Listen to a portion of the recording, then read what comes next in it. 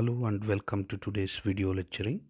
Today we are dealing with the problem related to the three-hinged parabolic arch. Under that we are dealing with the problem as follows. Prove that the bending moment at any section is zero for a three-hinged parabolic arch of span L and rise small h subjected to UDL throughout its length. Okay, we have to prove that bending moment will be equal to zero at any section if a three-hinged parabolic arch is subjected to UDL. For that, I drawn a parabolic arch with the data given in the question. So I am considering a UDL throughout its span. So length is L and same length I considered UDL, and its magnitude I am considering W per unit length, and the rise as H and span as capital L. So it is hinged at A, C, B. So at A you have two reactions, at B you have two reactions. We have to find out these reactions. For that I am considering equilibrium condition. Summation of f of x equal to 0. F of x equal to 0 means HA minus HB, that will be equal to 0.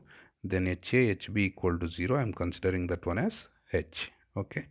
So similarly, next condition I am considering summation of f of y, vertical force VA plus VB minus W into total length as L. Okay, that's what I considered here. VA plus VB minus W into L. So it will be VA plus VB, that will be equal to W into L. Okay. Now in order to find out VA, VB, I am considering another one equilibrium condition, moment at A equal to 0. Then these two forces will be 0, this horizontal force will be 0. We have a UDL and we have vertical force VB. UDL magnitude is W into L and its perpendicular distance is L by 2. It tends to rotate clockwise. VB, its perpendicular distance is L, tends to rotate anti-clockwise. Okay, that's what I shown here. W into L, L by 2 minus of VB into L, that will be equal to 0. VB is L by 2. You will get, substitute this one in this equation. You will get VA LUS WL by 2. Sorry, even it is WL by 2. Okay. Yeah, after finding VA, VB, next step is to find out the horizontal force H. For that I am considering moment at cone equal to 0 for left hand side. Okay. So left hand side you have one horizontal force tends to rotate. How it tends to rotate? This is here we are finding the force. So load is acting like this. It tends to rotate anti-clockwise. So then it will be minus HA multiplied by small h. That is here, instead of HA I am considering it as capital H multiplied by small h minus. Okay, and VA tends to rotate clockwise multiplied by perpendicular distance here to here, it is L by 2. Okay, similarly UDL, here to here magnitude is W into L by 2. The here to here W, here to here, and here to here length is L by 2, and its centroidal distance or perpendicular distance is half of L by 2, that will be L by 4. Okay, that I shown here. If you want you can see, you can check it. Yeah, VA into L by 2 positive clockwise minus of H into small h minus of W into L by 2 L by 4, that will be equal to 0.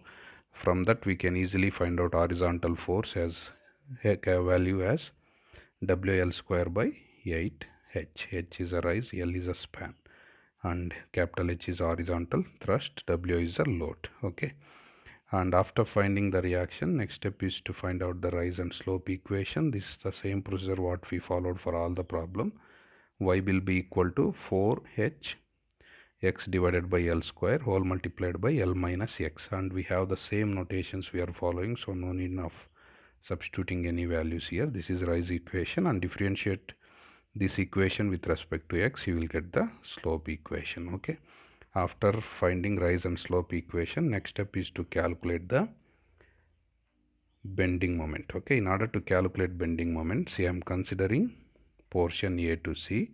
Under that I am considering a point, okay, which is at a distance here to here x and a vertical distance here to here as y. Okay, I am worrying only this portion. Now I am considering only this portion, so it looks like this. Okay, here to here distance is x, here to here distance is y, and horizontal force we know it is WL square by 8h, and vertical force VA it is now WL by 2. Okay, we have to calculate bending moment at this point. Horizontal force produces negative bending moment, force moving upwards produces positive bending moment, force moving downwards produces negative bending moment, and we know bending moment will be 0 at all the hinges, that is A, B and C. Okay, now I am finding bending moment with respect to point D. This one I am considering it as D. Okay, we have moving upwards positive W L in by 2, and here to here distance is x. Okay, that's what I considered. Okay, horizontal force negative WL square by 8h multiplied by here to here perpendicular distance, that one is y. Okay, that's what I considered. Negative because horizontal force.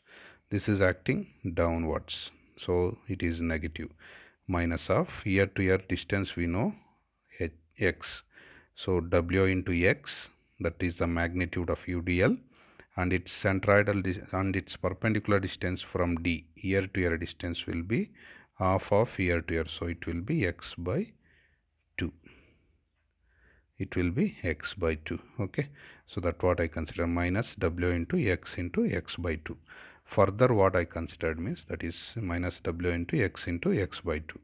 Okay, further simplification what I consider, we know equation y, that is a rise equation, so I am substituting that value. See, this the further multiplication, it will become WL x by 2 I considered as it is, minus of W L square 8x, this one as it is, and we know y equation, that will be 4h into x divided by L square whole multiplied by L minus x, minus of further simplification of this one, it will be wx square by 2. Okay, further what I did, I just to simplify this one, see this one and this one will get cancelled with respect to 2, and another one we it will get cancelled, L square h and h will get cancelled, then the remaining value it will be wx by 2. Okay, this one, this is w, this is x, and this one is 2 with the negative sign. Okay, multiply with this value, minus wx by 2 multiplied by L, it will become minus WL x by 2. Okay, then further I am multiplying minus wx by 2 with respect to minus x, so it will become positive, then it will be minus wx square by 2. Okay, and we know this is, sorry, minus into minus it will become plus, so plus wx square by 2, and we know it is minus wx square by 2, I kept as it is.